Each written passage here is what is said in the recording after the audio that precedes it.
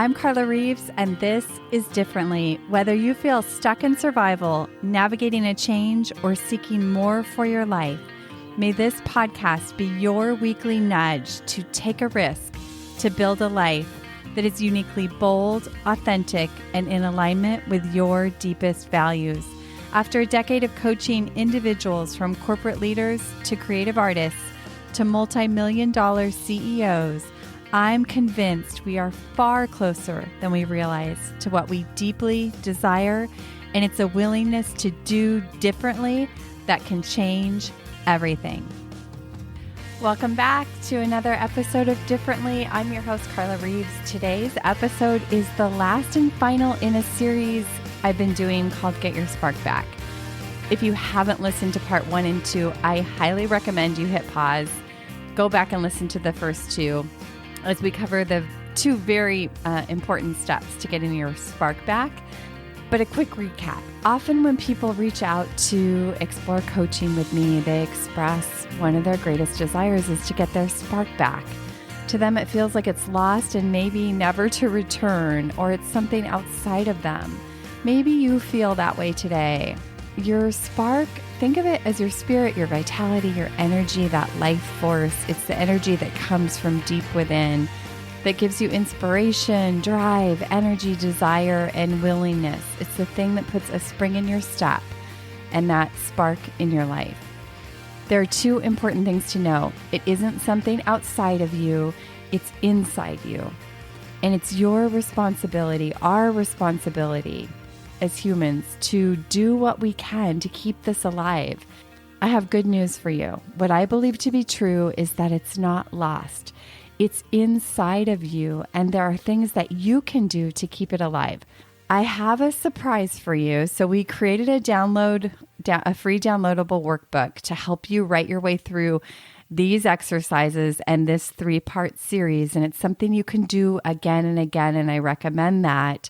We set this up last week. It wasn't quite working. There were some hiccups. So if you tried to get it and couldn't, I apologize, but it's working now.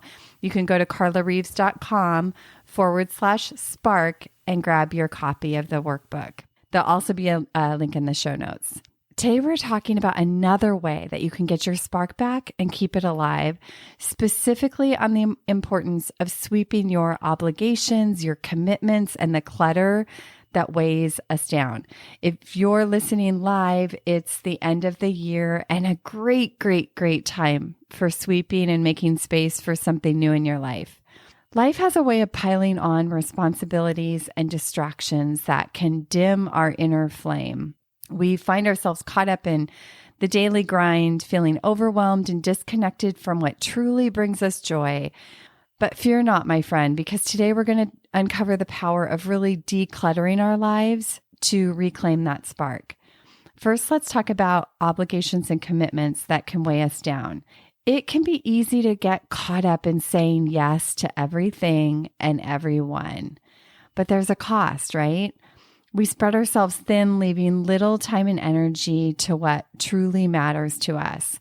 And it's time to step back, assess your commitments, prioritize what aligns with your values and your passions and who you are. And by learning to say no to some things that don't light us up, we create space for the activities and relationships that really give energy, align with who we are and what we're up to, and that brings your spark back. Oftentimes I see clients who feel trapped by a commitment or an obligation that maybe they took on a very long time ago.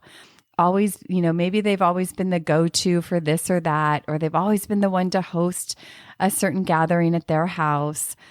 Maybe they've always been one to organize the family gatherings or some other type of events, and they just feel trapped inside of it. Or maybe it's something that you've taken on at work, but it's not your responsibility. And over time, if we're doing these things and they start to feel out of alignment, but we keep doing them, we get frustrated and resentful. And those are both really good indicators that there might be an outdated arrangement here that you're still navigating. Knowing that you have permission to change these things and set up new arrangements can be so liberating. And I'm giving you permission here today. And you can do this with tons of love. Everyone involved might be feeling the same or similar way, but they're afraid to do anything about it too. As we go through this exercise on the worksheet, you're going to walk through every little area and it's going to guide you into the writing for each part. So in this particular part, you would want to kind of scan through your life and look at what are those commitments and obligations? What are those places in your life where you have been feeling frustrated or resentful? And how can you take responsibility for that? Next, let's tackle the clutter that accumulates in our physical and mental spaces. Our environments play a significant role in the way that we feel and function.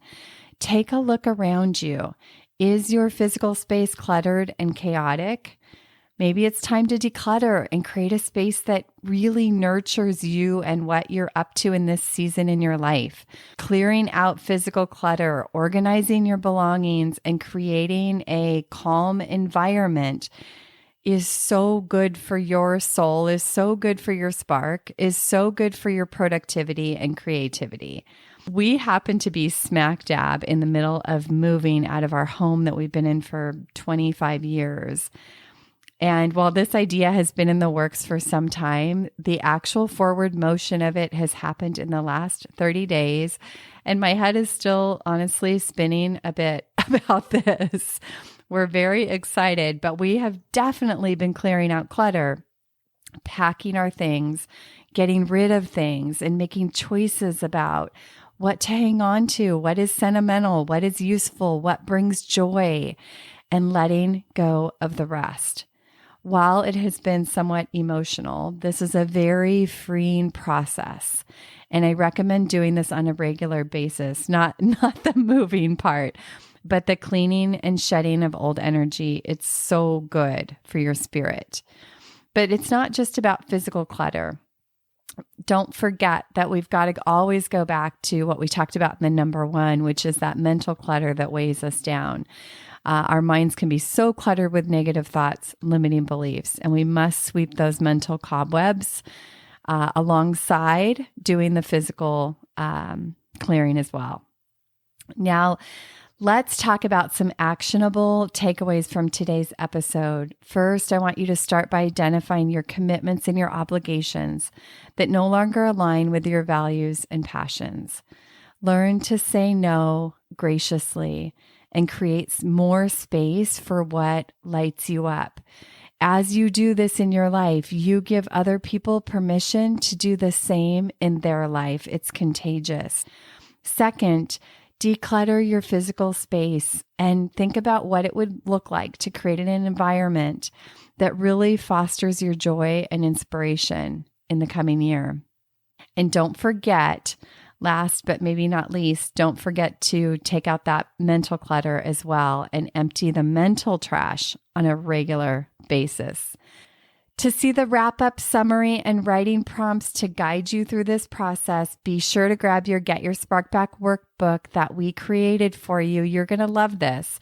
It's at carlareeves.com/spark. I will also put it in the show notes. You can use this tool again and again to be sure that you get your spark back and keep it alive. Remember, keeping our spark alive requires intentional action. By regularly sweeping away the mental, emotional, and physical clutter from our lives, you create a space to keep your inner fire brighter than before. Try this on for size and watch how it elevates your energy and your vitality. Thank you for tuning in today. I appreciate you. The world needs your spark. Get sweeping, my friend. Hey, thanks for tuning into this episode of Differently. I hope it stirred your thinking, and I invite you to take one inspired action from something that stood out to you. If you want to hear more conversations like this, be sure to hit follow on your favorite podcast app. And if this episode could impact someone you know, please help us spread the word and pass it along. Remember, new episodes drop weekly. See you next week.